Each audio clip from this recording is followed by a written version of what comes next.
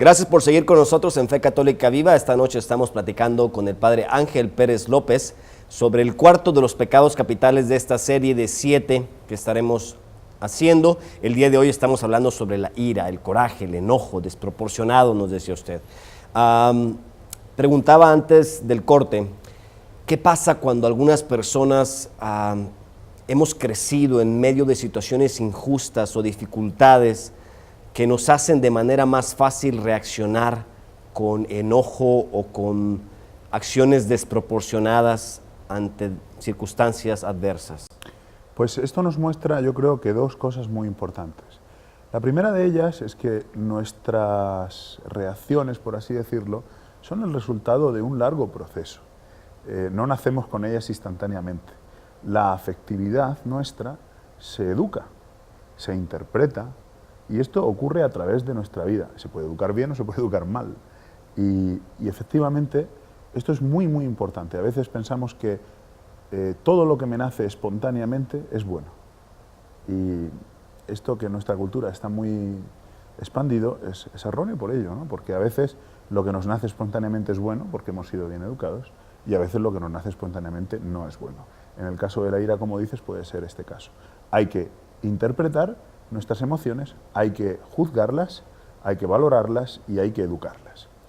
El segundo punto muy importante que yo creo es que tiene mucha razón en el decir que la ira es algo que también puede ser acumulativo, por así decirlo, que puede ir tomando raíces en nosotros, de forma de que ya no es que me he enfadado una vez o me he enojado una vez, sino que soy enojón, como decimos. Y soy enojón casi por naturaleza, decimos, como por una segunda naturaleza, soy enojón, soy colérico. ¿Y esto qué puede hacer en nosotros? Pues muchas veces el resentimiento del que hablábamos al principio es esto. Cuando recibimos una injusticia ante la cual no podemos responder, quizás por ejemplo, porque somos pobres, no podemos hacerle frente a nuestro patrón, que es injusto con nosotros. Y entonces tenemos que callar. Y esa ira se va enquistando y se va encerrando en nosotros. Aparece un proceso profundo porque de repente empieza a disociarse el patrón, la persona del patrón de la ira que uno tiene. Y se empieza a tener ira, no ya solo por este patrón, por todos los patrones. Se tiene ira no solamente por los patrones, sino por aquellos que tienen más dinero, los que son ricos, y yo soy pobre. Y además aparece como una cierta envidia, hablamos ya de la envidia, ¿verdad? Aparece una envidia que se mezcla, porque los pecados se entrecruzan, ¿no? Y se hacen como el pozole mexicano, ¿no? Que tienen muchos ingredientes, pues a nosotros nos pasa igual, se nos van mezclando. Y entonces la envidia, que en el fondo quisiera tener lo que el patrón tiene, pero no puede. Y le pasa como a la zorra de la historia de las uvas, ¿sabes? Si la historia que se cuenta en España muchas veces de una zorra que quiere alcanzar unas uvas y va saltando por ellas, y son apetecibles y las quiere alcanzar y salta y no las agarra hasta que las mira y dice, bah, están verdes, y se va. Entonces se desprecian una serie de cosas que no podemos alcanzar. Y de aquí ese enquistamiento alcanza a ser por ejemplo, amor a los pobres. Nace un amor por los pobres aquí, que no es amor verdadero.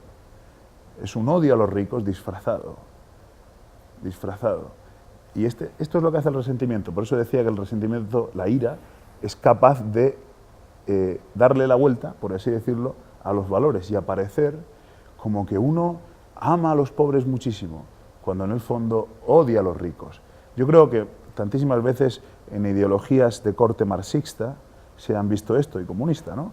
Se habla de la sociedad sin clases y se habla de defender a los pobres, e incluso en ciertas partes de la teología, a mi forma de ver, también se habla de esta forma y se habla mal, porque no se está hablando de un amor a los pobres, sino que se está hablando de un odio a los ricos, disfrazado de otra manera, y se habla así por resentimiento. Y desafortunadamente en España y en Latinoamérica esto ha sido muy popular.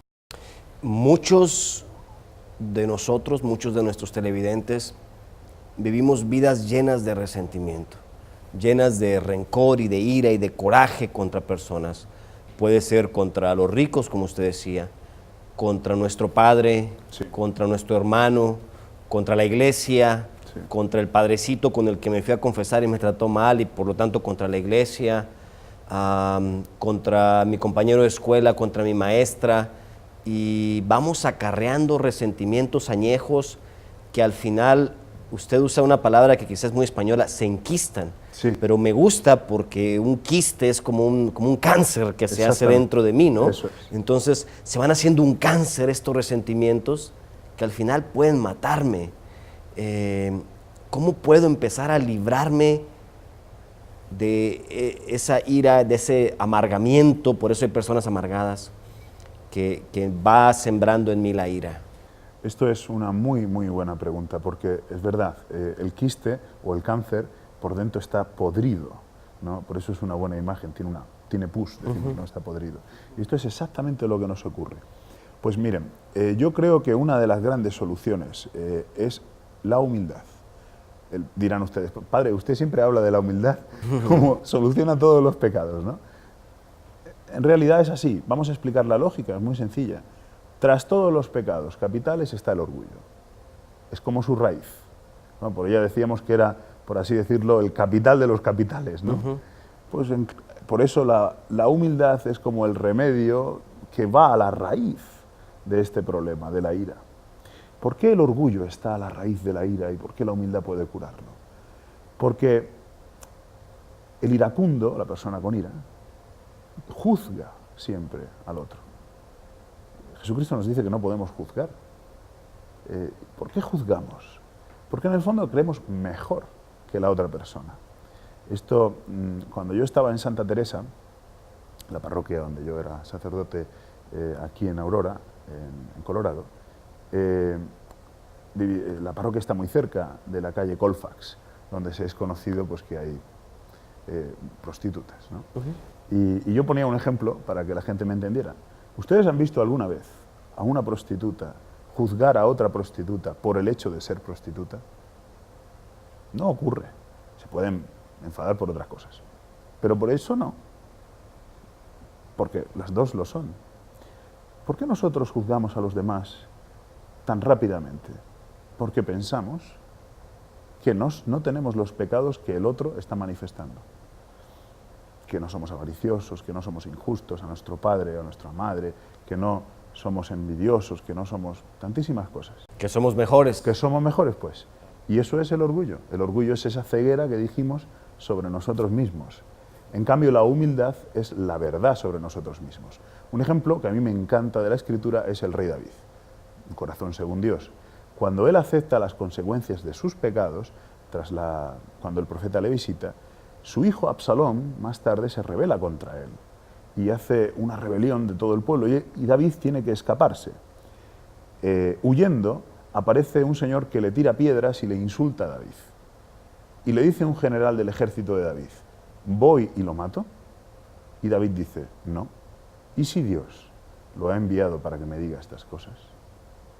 En lugar de enfadarse, David reconoce que por sus otros muchos pecados, en ese momento David era inocente, podría haberse enfadado, pero por sus otros muchos pecados de antes, puede que incluso se merezca lo que le está pasando en ese momento, que es injusto, por así decir, porque David no le ha hecho nada a ese señor y le está tirando piedras y le está insultando. Yo creo que esto es un gran remedio para nosotros, porque muchas veces a nuestro padre, a nuestra madre o a quien sea, los juzgamos severamente sin conocernos. ¿Y cuántas veces somos iguales que ellos? Eso iba a decir, que a veces lo que más nos molesta de la otra persona es precisamente aquello mismo que tenemos nosotros. Ya volvemos, no le cambien, nos queda un segmento más, esto es Fe Católica Viva.